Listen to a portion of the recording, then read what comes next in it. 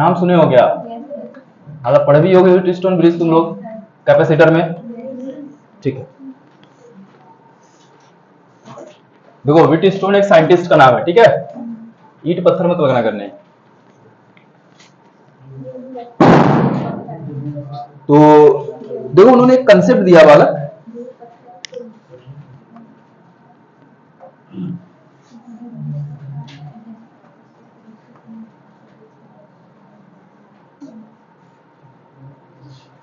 ये हमारे पास सपोज करते हैं बालक एक क्वाड्रिलेटरल है, क्वाड्रिलेटरल बोलो चतुर्भुज, इसमें 4 साइड होते हैं, इसके चारों साइड के अलावा हमने क्या लगा दिया, एक रजिस्टर लगा दिया। अब कोई भी बालक क्वाड्रिलेटरल है तो इसमें 2 डायगोनल होते हैं, डायगोनल बोल दो विकर्ण, ठीक है। एक ये वाला डायगोनल होता है क्या, ठीक है, एक ये वाला डायगोनल होता है, ठीक। हमने सपोज किया इसका रेजिस्टेंस R1, इसका R2, इसका R3, इसका R4, ठीक है। अब क्या होता है, जैसे मान लेते, और ये जो दूसरा डायगोनल है इसके क्रॉस हम लोग सेल कनेक्ट करते हैं, क्या कनेक्ट करते हैं, सेल। सेल के बारे में तो पढ़े हुए हो तुम लोग, गुड। ये मान लेते हैं EMF ही इंटरनल रेजिस्टेंस R। हमें क्या है, ज्यादातर यहाँ पूछता है कि भाई इक्विवेलेंट रेजिस्टेंस बताइए कितना होगा, अगर ये पॉइंट A है और ये पॉइंट क्या है, B है। वैसे आपको पता है कि सीरीज पैरेलल हमेशा देखना होता है, अगर मैं बोलूं तो आप निकाल पाओगे, नहीं निकाला जा सकता है, ठीक है, क्योंकि अगर R1 की बात करें तो इसका सीरीज, ये दोनों है सीरीज में, क्या लग रहा है R1 R2 सीरीज में है पैरेलल में, किसमें है, चलो किसी में नहीं है, ठीक है, अभी तक ना सीरीज है ना पैरेलल है। सीरीज के लिए क्या होता है, एक ही वायर से कनेक्ट होनी चाहिए, पैरेलल में क्या होते हैं, अलग अलग वायर से कनेक्ट होनी चाहिए, लेकिन एक ही पॉइंट से निकलना चाहिए और एक ही पॉइंट पे मिलना चाहिए। अब देखो जैसे R1 है और R2 की बात करते हैं, R1 यहाँ से तो गया है जरूर, लेकिन यहाँ देखो 2 वायर डिवाइड हो गया है, तो ये इसके सीरीज में तो नहीं आएगा क्योंकि एक ही वायर से कनेक्ट नहीं है। पैरेलल भी नहीं हो सकता है, क्योंकि अगर यहाँ से देखें तो यहाँ से निकले तो ठीक है R1 R2, लेकिन क्या एक ही पॉइंट में मिले हैं, नहीं, ये कहीं और मिला है, ये कहीं और मिला है। तो इसके लिए वाला एक कंसेप्ट दिया गया कुछ ऐसा, देखो अगर मैं यहां से मान लेता हूं करंट बालक अगर आ रहा है आई, कितना आ रहा है आई, तो कुछ करंट इधर जाएगा, मान लेते हैं I1, इधर कितना करंट गया I2, ऐसा सपोज करते हैं।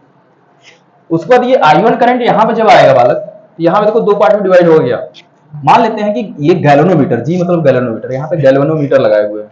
गैल्वेनोमीटर जानते हो, हिंदी में भी गैल्वेनोमीटर ही बोलते हैं। गैल्वेनोमीटर क्या होता है,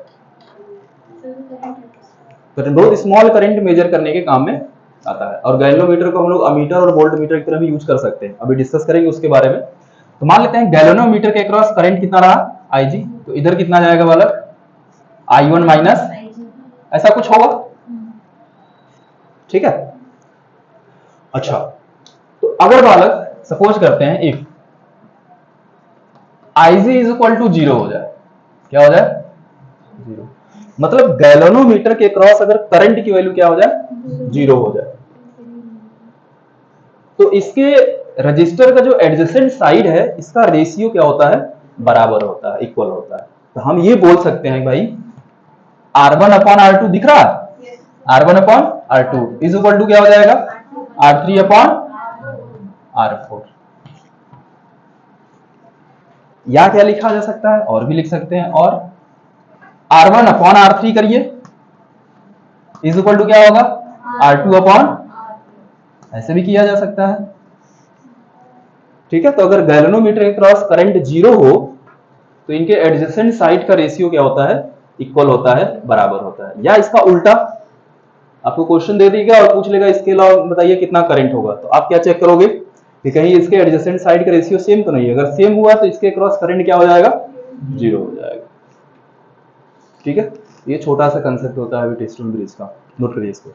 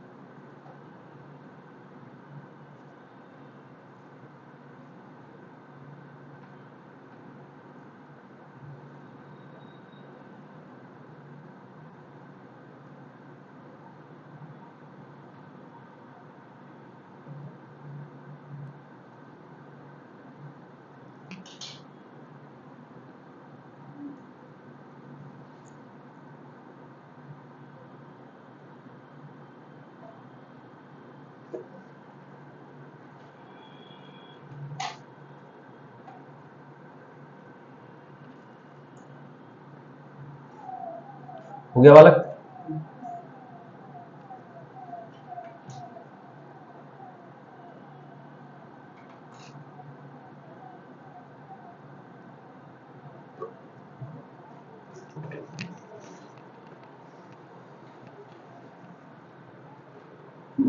चलो तो ऐसे बताओ, मान लेते हैं कि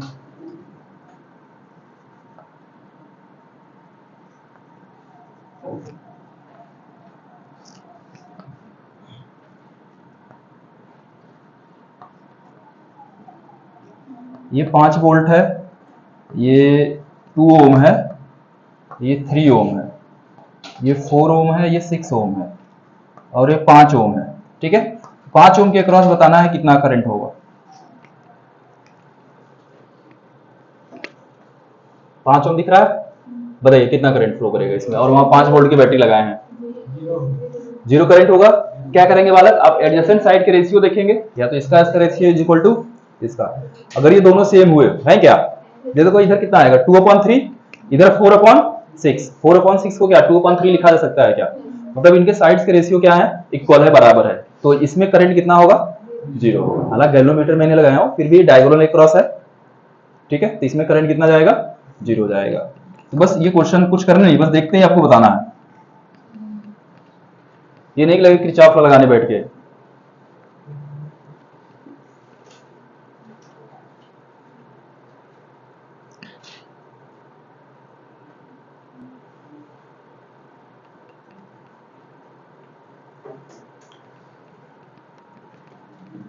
बिठा दे इसको।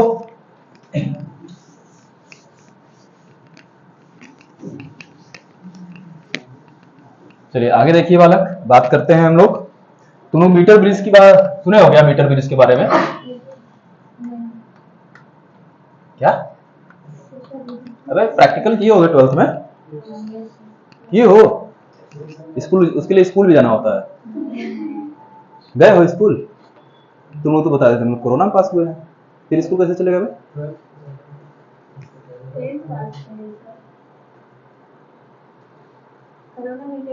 अच्छा, कोरोना में 10th पास किए थे, मतलब पढ़े लिखे हो। चलो कोई प्रैक्टिकल किया है इसका स्कूल में? किए हो? कैसे करते हैं बताओ, थोड़ा कुछ पता होगा ना। क्या करना था?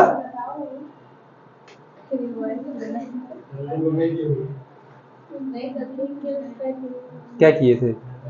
देखिए अच्छा कैसा होता है, चलो वही बता दो कैसा होता है। कहाँ रखा रहता है, अच्छा यही बता दो। चलो टेबल पर रखा रहता है, ठीक है। उसमें क्या करते हैं? क्या? वायर तो लगाना नहीं होता है। क्या निकालते हैं उसमें? क्या निकाले थे, अगर किए होगे तो कुछ पता होगा ना, क्या फाइंड किया जाता है? करंट फाइंड करते हैं। अच्छा चलो इधर देखो ध्यान से, फिर से करो प्रैक्टिकल। देखो बालक, ये सारा कुछ एक बॉक्स में बंद रहता है। ठीक है, तो मैं सर्किट बना रहा हूं थोड़ा सा। देखो जहां जहां मैं ये पॉइंट दे रहा हूं, ठीक है, ये अगर आप देखो तो एक लकड़ी का बॉक्स होता है, उसके अंदर ये पैक होता है और ये अंदर अंदर वायर से कनेक्ट होता है। तो मैं कनेक्ट करके नहीं दिखाऊंगा, सिर्फ पॉइंट दिखाऊंगा, समझ जाओगे क्या दोनों पॉइंट क्या है, कनेक्ट है अंदर से। हम लोग बाहर से ये पॉइंट सभी देख रहे हैं। एक यहाँ पे रजिस्टर लगा होता है और एक बॉक्स यहाँ पे भी होता है। अच्छा देखे हो क्या, ऐसे कुछ था। देखिए रजिस्टर यहाँ भी था, इसको मिटा दें।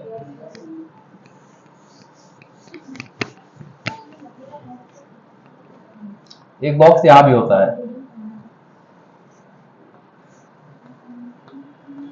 एक पॉइंट यहाँ भी लेते हैं।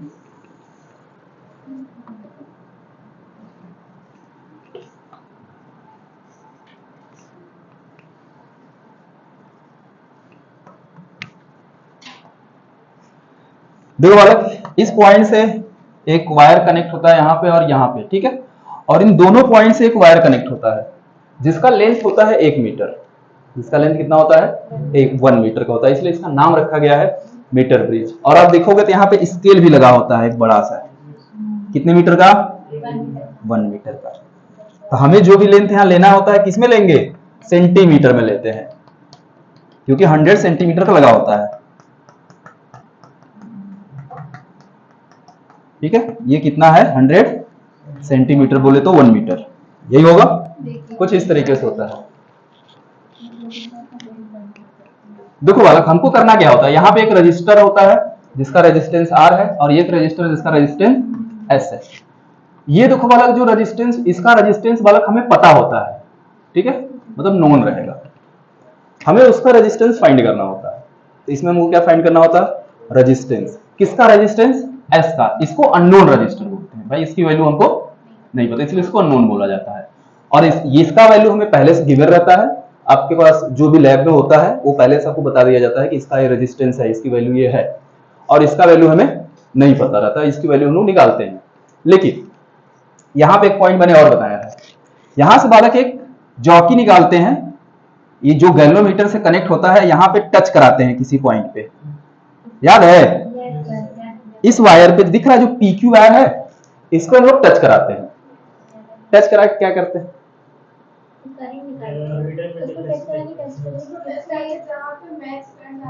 मैच, क्या मैच कराते हैं हम लोग, टच करा, हाँ फिर क्या चीज, करंट वहां पे नहीं आता है, तो हम लोग मतलब ऐसे पॉइंट पे टच कराते हैं ताकि गैल्वेनोमीटर में डिफ्लेक्शन ना हो, या गैल्वेनोमीटर के क्रॉस करंट कितना होना चाहिए, 0 होना चाहिए, जिसको बोला जाता है नल पॉइंट। मान लेते हैं कि इस पॉइंट पे हमने इसको टच कराया, ठीक है, और हमको वो नल पॉइंट मिल गया, मतलब यहाँ पे डिफ्लेक्शन क्या है, इसमें 0 है, तो करंट क्या हो गया, 0 हो गया। ठीक है, तो जिस पॉइंट पे टच कराने से गैल्वेनोमीटर के क्रॉस करंट 0 होगा, उस पॉइंट को बोला जाता है नल पॉइंट। क्या बोलते हैं, वैसे हिंदी में इसको शायद 0 बिंदु बोलते हैं, शून्य बिंदु, ऐसा कुछ। ठीक है, इसको क्या बोला जाएगा, नल पॉइंट बोला जाएगा। ऐसे कई ढेर सारे जगह होंगे ऐसे, तो आपको कई बार, जैसे कम से कम 5 बार हमें चेक करना होता है, फिर लास्ट में एवरेज निकाला जाता है, तो हमको वो सब काम नहीं करना है, बस हम ये जानना है कि कितना होगा उसकी वैल्यू। ठीक है, तो ऐसे आप कई पॉइंट पे, आपको फार्मूला पता रहता है, आपको फार्मूला पहले से पढ़ा दिया जाता है। ठीक है, बस आप सभी पॉइंट पे टच करके फार्मूले में वैल्यू पुट करके आप S की वैल्यू कई बार निकालते हैं, कम से कम 5 बार फाइंड करते हैं आप। ठीक है, अलग अलग पॉइंट पे टच करा के, और उसके बाद उनका एवरेज निकाल के वही हमारा प्रैक्टिकल खत्म हो जाता है। ठीक है, लैब में कुछ इस तरीके से किया जाता है। चलिए, जो लोग बाकी हैं वो करना जाके ऐसे ही। ठीक है, समझ गए कैसे करना है, मशीन देख के घोड़ा मत जाना। और ये सब कुछ बालक एक लकड़ी का बॉक्स होता है, उसके अंदर रहता है। ठीक है, हमें बस ये पॉइंट दिख रहा है टच कराने वाला, और ये जॉकी आपको एक दे दिया जाता है।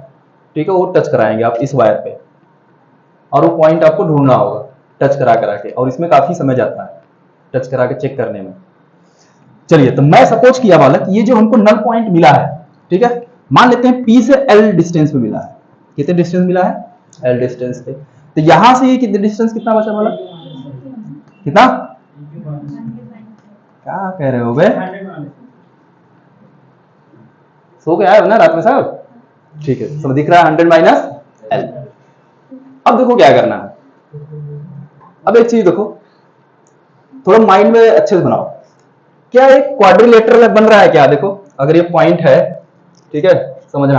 अच्छा, यहां से देखो एक इधर से सेल लगा होता है ऊपर से, मैं लगा नहीं रहा हूं। ठीक है, एक ये रजिस्टर है, ठीक है, एक ये रजिस्टर है, एक जो ये पॉइंट है, इसको PQ, इसको मान लेते हैं S मान लेते हैं, नहीं S नहीं, T मान लेते हैं, ये पॉइंट T है। तो इस वायर, इतने वायर का भी तो कुछ रेजिस्टेंस होगा, इतने वायर का भी कुछ रेजिस्टेंस होगा। ठीक है, और बीच में एक गैल्वेनोमीटर लगाए हैं, इसमें करंट क्या है, 0 है। तो क्या करोगे, इसका रेशियो इज इक्वल टू इसका रेशियो होगा क्या। एक बात याद रखना, क्वेश्चन पूछा जाता है कि जो हमारा मीटर ब्रिज होता है वो किस पे बेस्ड होता है, किस पे बेस्ड होता है, व्हीटस्टोन ब्रिज पे बेस्ड होता है। ठीक है, ये क्वेश्चन आप ये पॉइंट नोट कर लेना, मीटर ब्रिज बेस्ड ऑन किस पे बालक, व्हीटस्टोन ब्रिज पे बेस्ड होता है। या पूछ ले किस प्रिंसिपल पे काम करता है, तो किस पे काम करता है, व्हीटस्टोन ब्रिज के प्रिंसिपल पे काम करता है मीटर ब्रिज हमारा। ठीक है, अब वही कंसेप्ट लगाते हैं, तो क्या लिखेंगे, देखो इधर इसका रेजिस्टेंस अपॉन इसका रेजिस्टेंस इज इक्वल टू ये resistance of PT upon resistance of T Q, यही होगा। और क्योंकि गैल्वेनोमीटर के क्रॉस तो करंट जीरो हो गया है, तो यही पढ़े अगर इसके क्रॉस करंट जीरो होगा तो इनका इनका रेशियो इज इक्वल टू इनका इनका रेशियो। ठीक है, अब हमको आर तो पता है, एस नहीं पता है, एस की वैल्यू निकालनी है, लेकिन इसका भी रेजिस्टेंस हमें नहीं पता है। नहीं पता है क्या? ठीक है, चलिए निकालते हैं। तो उससे पहले एस इज इक्वल टू निकाल लिया जाए, होगा क्या, निकाल लिया जाए। एस इज इक्वल टू क्या होगा, आर इंटू क्या होगा बालक, बोलो बोलो जल्दी बोला करो, R T Q upon R P two. थोड़ा क्रॉस मल्टीप्लीकेशन कर लेना इधर उधर। अब हमको वैल्यू चाहिए आर टी क्यू और आर पी टी। चलिए साइड में निकालते हैं बालक कि कितना होगा। तो आर टी क्यू देखो क्या है, कहाँ है टी, टी क्यू कहाँ, यही है क्या? तुम लोग रेजिस्टेंस का फार्मूला पढ़े हो, R is equal to rho L by A, पढ़े हैं? ठीक है। अच्छा देखो इतने पार्ट का मान लेते हैं, अगर पूरे वायर का रेजिस्टिविटी रो के बराबर है ऐसा मान लेते हैं, तो इतने पार्ट का रेजिस्टिविटी कितना, रो ही होगा। इतने पार्ट का रेजिस्टिविटी कितना, रो, क्योंकि रो पता है मटेरियल पर डिपेंड करता है। अगर पूरा लोहे का है तो इतना भी क्या होगा, लोहे का ही होगा। ठीक है, रो लेंथ कितना है टी क्यू का बालक। ठीक है, अब मान लो एक वायर है, इसकी मोटाई हर जगह तो सेम होगा पूरा पूरा। ठीक है, तो क्रॉस सेक्शन एरिया कितना मान लेते हैं, अगर पूरे वायर का ए है तो इतने वायर का कितना होगा, ए के बराबर ही होगा, क्योंकि क्रॉस सेक्शन एरिया पूछा है तो मतलब एक तरीके से मोटाई आपसे पूछा है, माइंड में आना चाहिए आपके। ठीक है, तो एरिया कितना रहेगा मान लेते हैं ए के बराबर, इतना मिल गया रेजिस्टेंस। ऐसे ही रेजिस्टेंस ऑफ पीटी कितना, रेजिस्टिविटी रो लेंथ कितना एल, एरिया ए, रख दिया जाए। ठीक है, तो S is equal to R into R T Q कितना बालक, rho 100 minus L by A upon rho L by A. Rho से रो गया, ए से ए गया, तो एस कितना मिला, याद रहेगा क्या? अब देखो जहां पे आप टच कराओगे, ये नल पॉइंट जहां मिलेगा यही एल है क्या? अब यहाँ पे आपको स्केल लगा होता है, आप वो देख लोगे कितने सेंटीमीटर हमको नल पॉइंट मिला है। ठीक है, तो एल तो मिल गया आपको, यहां से आप चेक करेंगे, एल की वैल्यू पुट करेंगे, आर आपको पता रहेगा, एस निकाल लोगे वहां से। ठीक है, समझ में आया? नोट करो तो आप ये फार्मूला याद रखना।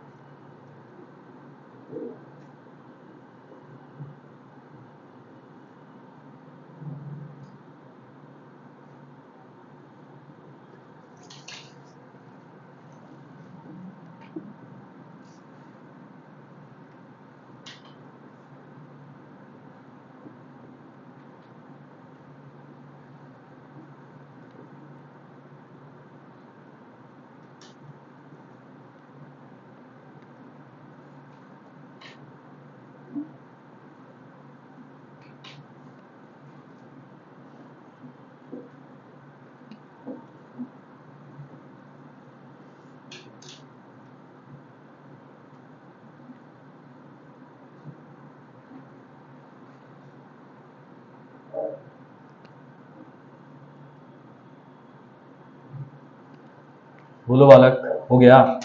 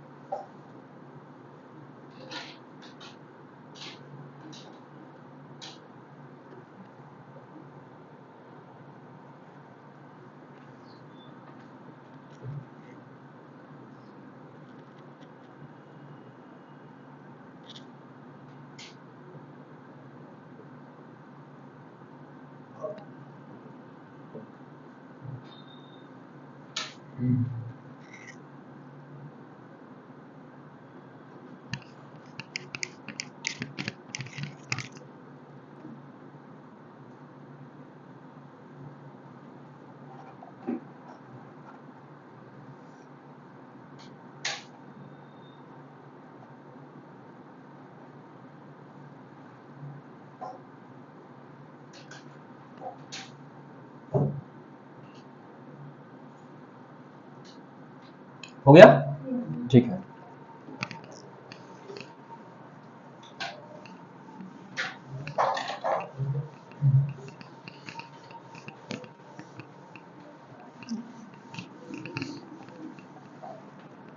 आगे देखो बालक, हीटिंग इफेक्ट ऑफ करंट।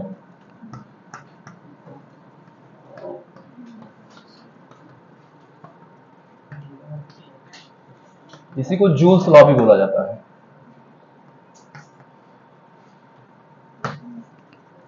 देखो मान लेते हैं कि हमारे पास एक रजिस्टर है, अगर इसको किसी हम सेल से कनेक्ट करते हैं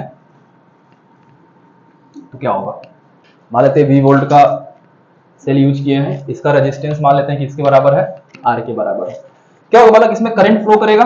मान लेते हैं कितना करंट फ्लो किया, आई।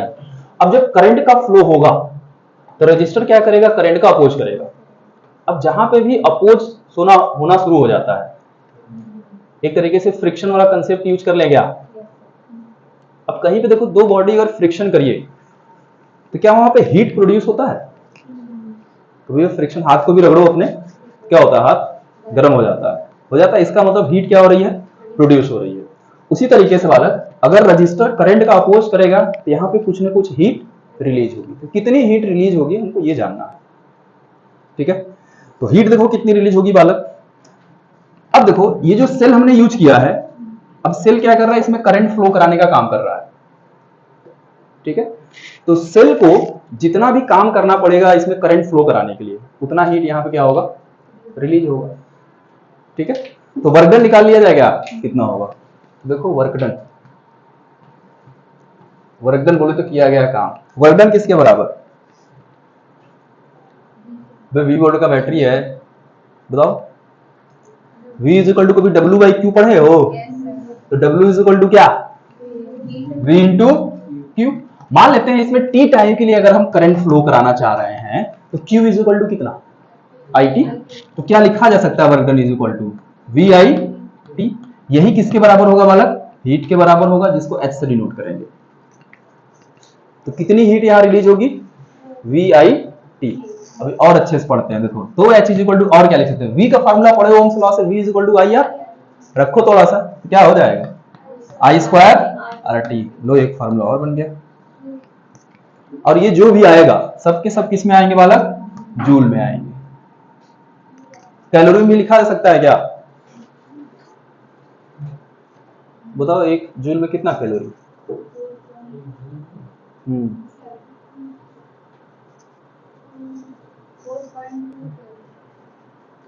एक जूल में 4.2 कैलोरी।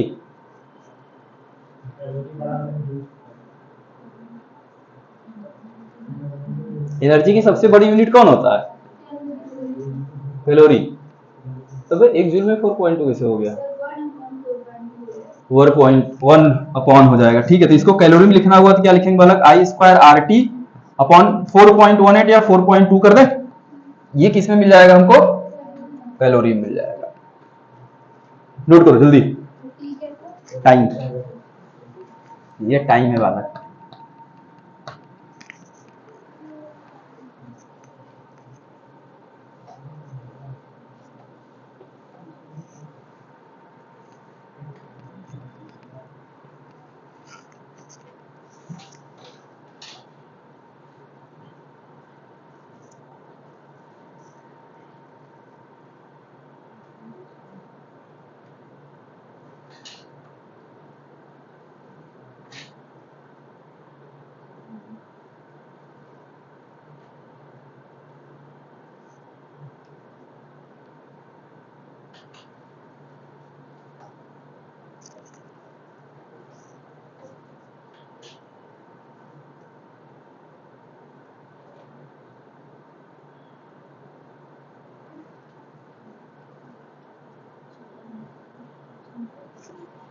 आगे बात करेंगे इसमें बालक इलेक्ट्रिक पावर। इसको P से डिनोट करेंगे। बताइए इलेक्ट्रिक पावर कितना होता है? बोलो भाई, इलेक्ट्रिक पावर कितना होता है? चलो, वर्क डन अपॉन क्या होता है? टाइम। ठीक है, यही होगा ना। तो यहां से इसका यूनिट बताइए क्या होगा? यूनिट जूल पर सेकेंड, और इसको क्या बोलेंगे? वाट। और इसको किससे डिनोट किया जाता है? W से। ठीक है, और फॉर्मूला थोड़ा सा पढ़ लेते हैं। तो पावर इज इक्वल, देखो वर्क डन का फॉर्मूला पढ़े क्या? देखो तो VIT रख दो तो T से T कट गया, तो P इज इक्वल टू क्या मिला? VI। V is equal to I R कर दो, तब क्या हो जाएगा? आई स्क्वायर आर। आई को रिप्लेस कर दो, आई इज इक्वल टू क्या? V अपॉन आर लिख सकते हैं। ठीक है, तब देखो पावर का फॉर्मूला क्या मिलेगा? V square upon R. चलो, पावर का 4 फॉर्मूला पढ़ लिए। और हमें क्वेश्चन में ज्यादातर हमेशा वाला ये वाला फॉर्मूला यूज करना रहेगा।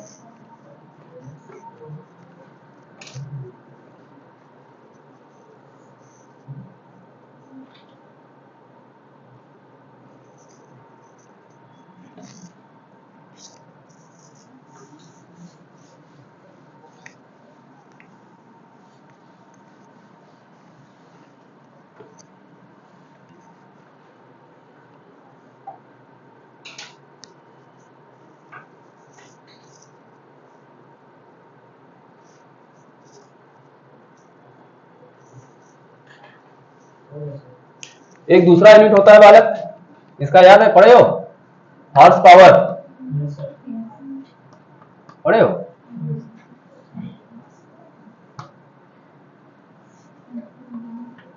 इसको HP दिखाते हैं। बोले एक हॉर्स पावर में कितने वाट? 746 वाट। ठीक है, 1 हॉर्स पावर। एक अक्सर पूछा जाता है किलोवाट आवर किसका यूनिट है? इलेक्ट्रिकल एनर्जी का। ठीक है, देखो कैसे, क्योंकि हमने power is equal to formula पढ़ा WI T, तो W इज इक्वल टू कितना होगा? P into T।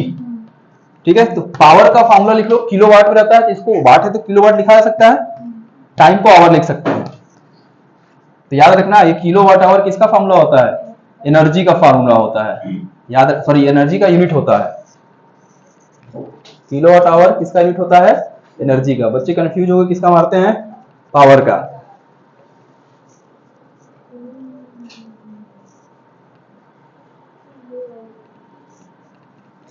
और तुम लोग ये एक यूनिट, इलेक्ट्रिसिटी बिजली बिल देते हो सब लोग कि नहीं? अच्छा, देते हो? कैसे पैसा देते हो? जितना बिल आता है उतना दे देते हो? जोड़ते हो तो नहीं हो खुद से? बस जोड़ लिया करो। उसमें देखो, जो ऐसे यूनिट से देते हो आप ना, अपना पर यूनिट रहता है कुछ पैसा, जितना भी रहता है वो बात की बात है। देखो, जो एक यूनिट होता है, एक यूनिट हमको बताता क्या है? वो यही बताता है 1 किलोवाट आवर, मतलब आपने कितना एनर्जी यूज किया, वो बताता है यूनिट आपका। ठीक है, तो 1 किलोवाट में, किलोवाट आवर में कितना यूनिट? 1 यूनिट। जो किलोवाट आवर है वही किसके बराबर होता है? एक यूनिट के बराबर होता है। तो एक तरीके से जो एक यूनिट आप बिजली इलेक्ट्रिसिटी आप बताते हो उसका पैसा लगता है, एक तरीके से वो आप एनर्जी का देते हो कि आपने कितना एनर्जी यूज किया है, उसका आप पैसा देते हो। ठीक है, हो गया? अच्छा, आगे चलो तब इसी में देखो वाला कुछ और।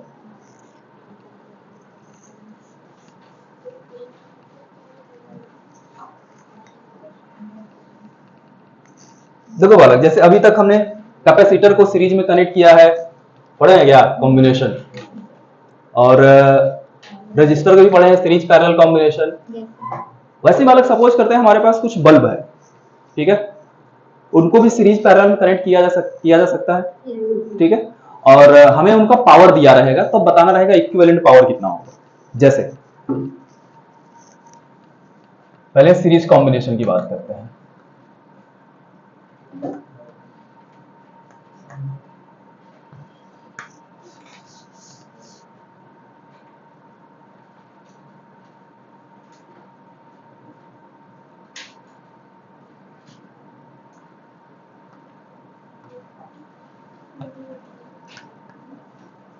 मान लेते हैं V वोल्ट का है बालक, ठीक है।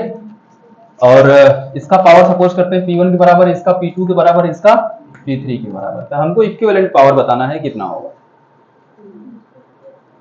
हमको क्या बताना है? इक्विवेलेंट पावर बताना है कितना होगा, ठीक है। मान लेते हैं इसका रेजिस्टेंस R1 है, इसका रेजिस्टेंस R2 है, इसका रेजिस्टेंस। लेकिन देखो जो हमने बल्ब हम लोग यूज करते हैं हमेशा,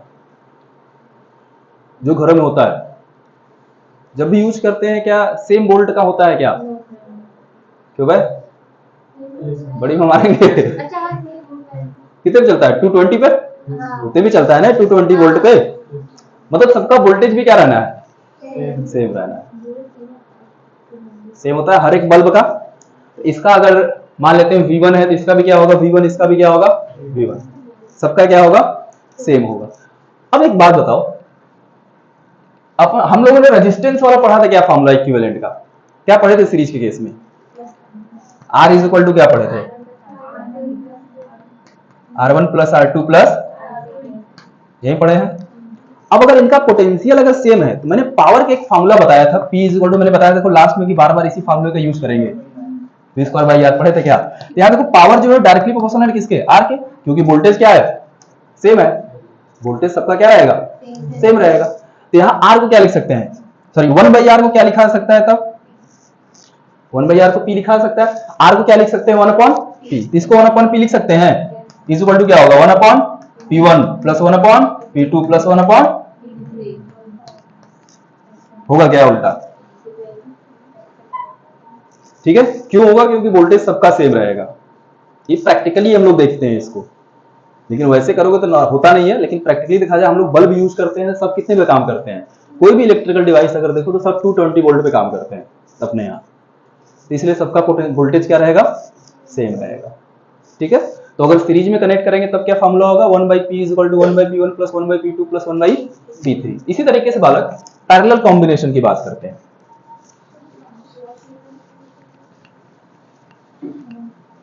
अगर पैरेलल कॉम्बिनेशन की बात करें,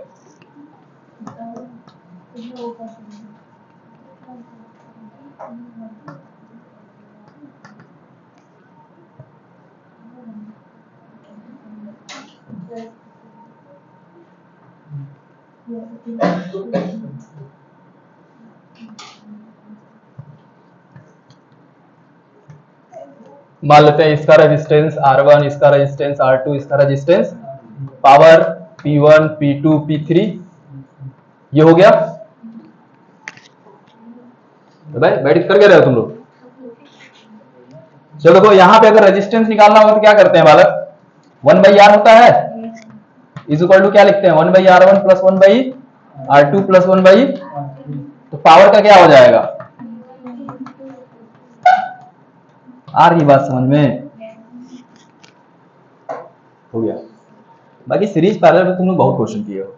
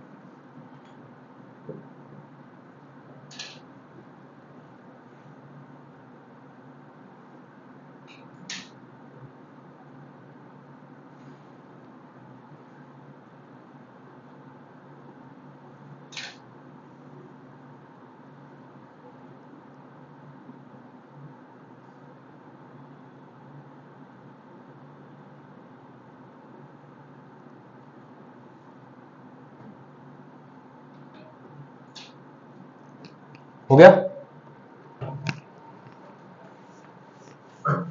तुम लोग अमीटर का नाम सुने हो क्या? क्या होता है अमीटर? अमीटर को हिंदी में अमीटर ही बोलते हैं। क्या करता है? ओ भाई, करंट मेजर करता है क्या? अमीटर क्या करता है? करंट मेजर करता है। ठीक है, तो अमीटर होता है current measuring instrument. Electrical instrument ज्यादा अच्छा रहेगा, फिर भी चलिए। ठीक है, यहां से क्वेश्चन आपको पूछता है सिंपल सा, भाई अमीटर का रेजिस्टेंस हाई होता है कि लो होता है? ये अमीटर है, कहीं पे भी किसी भी वायर में कनेक्ट करके हम लोग फाइंड करते हैं।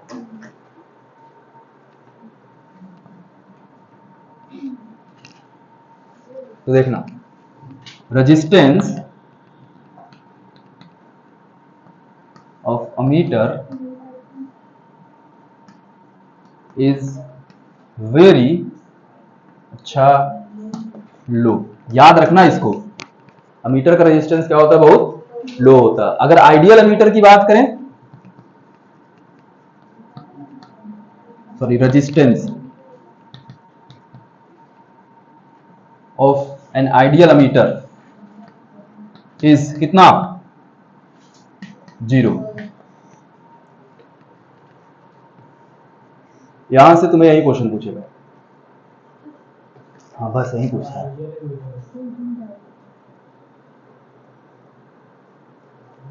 वोल्ट मीटर का नाम सुने हो क्या? वोल्ट मीटर का क्या काम होता है? वोल्टेज मेजर करता है या पोटेंशियल डिफरेंस। ठीक है, तो आप लिख सकते हो potential difference measuring instrument.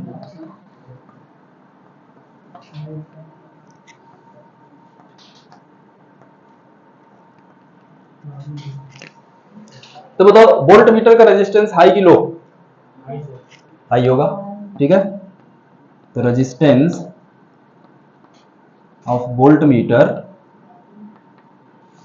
Is very high. ठीक है, अगर आइडियल मीटर है तब, सॉरी आइडियल वोल्ट मीटर है तब मैक्सिमम कितना हो सकता है? इन्फिनिटी। ठीक है, तो resistance of an ideal ammeter, sorry ideal volt meter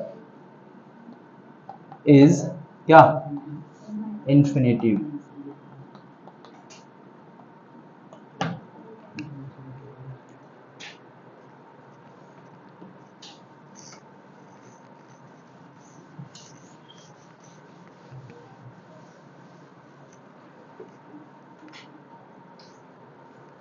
galvanometer का नाम सुने हो क्या?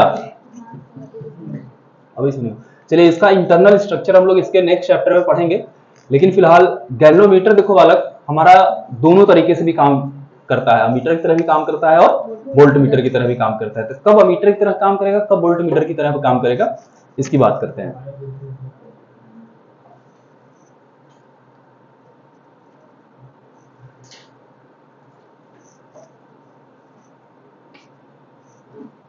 अरे थोड़ा जल्दी करो, इसको खत्म करना है आज।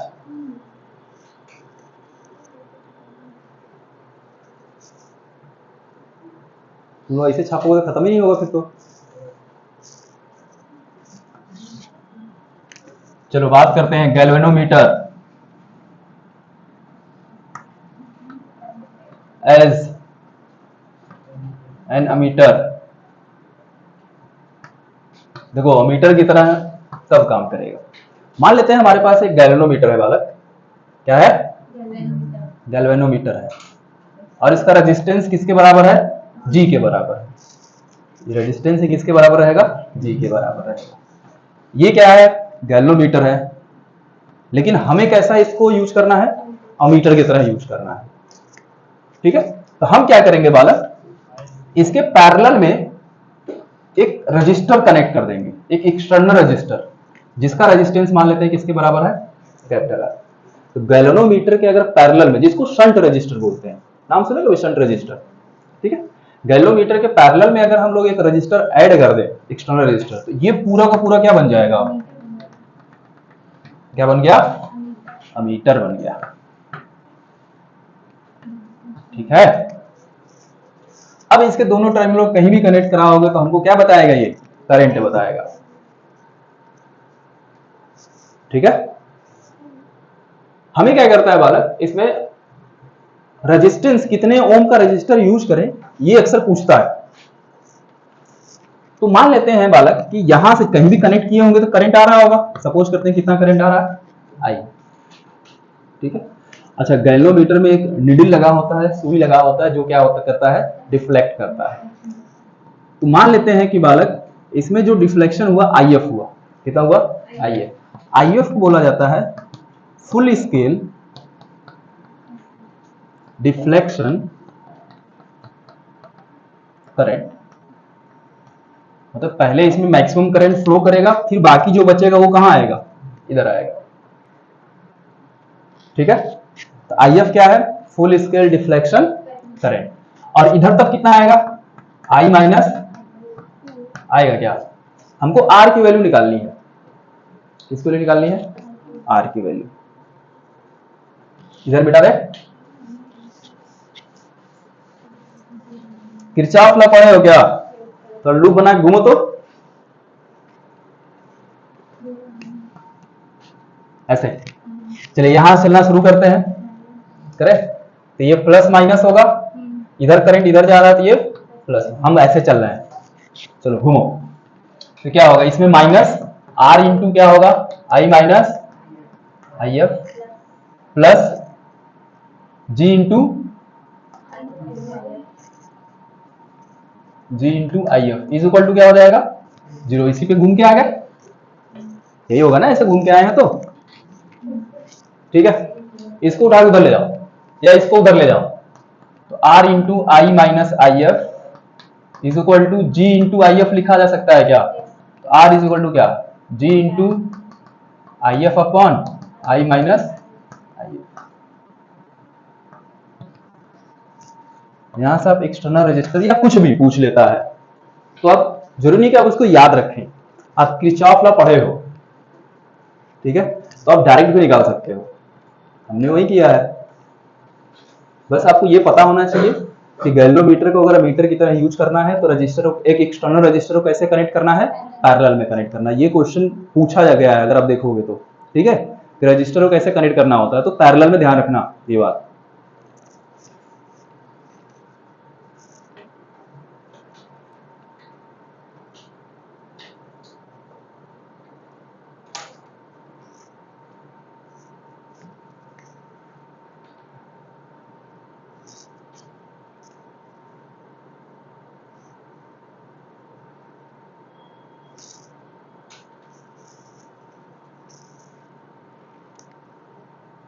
जी पता है किसका रेजिस्टेंस है? गैल्वेनोमीटर का है। ये बात नोट कर लेना, नहीं बाद में पता चले जी कुछ और लिख लो तुम लोग।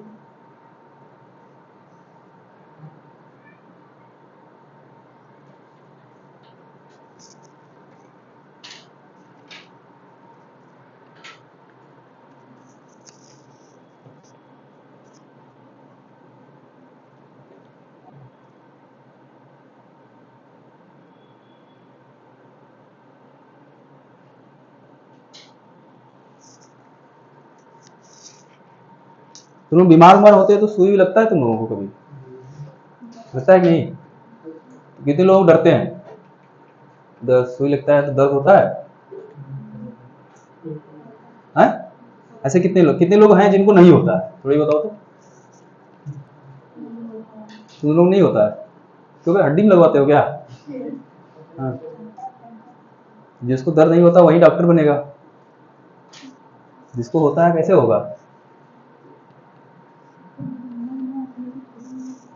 क्या कर रहे हो बालक? जोर से बोलो तो। तब भी दर्द करेगा ना? अरे होता है। कभी किसी को ऐसे हाथ पकड़ के सुई लगवाए हो? डर लगता है ना? तब कहां से कैसे करोगे? वहां तो खुद करना होगा। ये वो सब मेडिसिन वाले हो, दवाई लिखना है बस।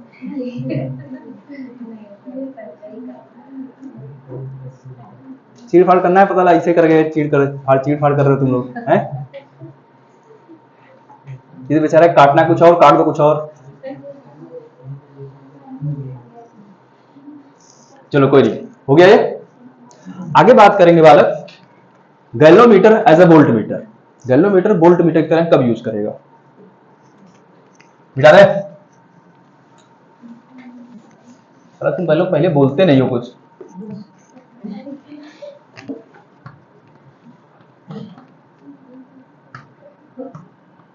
जैसे लग रहा है हम भूतों को पढ़ाते हैं, ऐसे बैठे हैं, हमको दिखते नहीं है ना बोलते हैं। मतलब कुछ भी पढ़ा दो सब सही है, कोई मतलब नहीं है। देखो बालक, ये गैल्वोमीटर है। इस बार अगर वोल्टमीटर की तरह काम कराना है तो एक एक्सटर्नल रजिस्टर को कहाँ कनेक्ट करेंगे? इसके सीरीज में कनेक्ट करेंगे। अब ये पूरा का पूरा मिलकर क्या बन जाएगा? वोल्टमीटर बन जाएगा।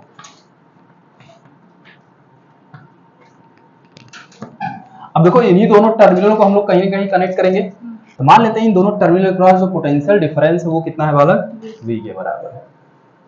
ठीक है, और इसमें जो करंट जाएगा वो कैसा करंट जाएगा? फुल स्केल डिफ्लेक्शन करंट होगा क्या जब जाएगा तो, मतलब मैक्सिमम डिफ्लेक्शन होगा इसमें। और वही करंट इधर भी जाएगा क्या, क्योंकि सीरीज में करंट क्या होता है? सेम होता है। तो जितना करंट गैल्वोमीटर से आएगा उतना ही करंट इधर भी जाएगा। तब आर की वैल्यू मुझे बताओगे कितना होगा? और पोटेंशियल डिफरेंस V दे रखा है आपको क्वेश्चन में, आर की वैल्यू कितना होगा इस केस में?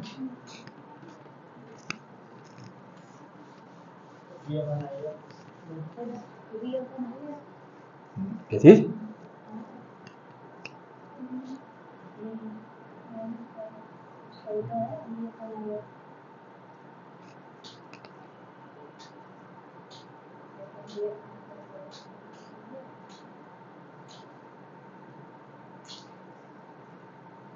देखो ये टोटल वोल्टेज किसके बराबर होगा?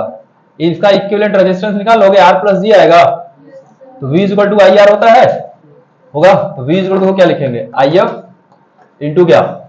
G प्लस R, यही होगा। आई एफ डिवाइड करो V by I F is equal to G plus R। तो R किसके बराबर? V upon I F minus G।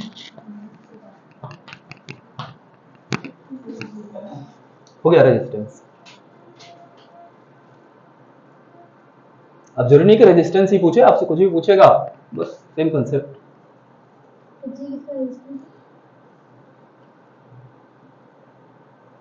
क्या बोले आप? फिर से पूछो और जोर से। फिर से।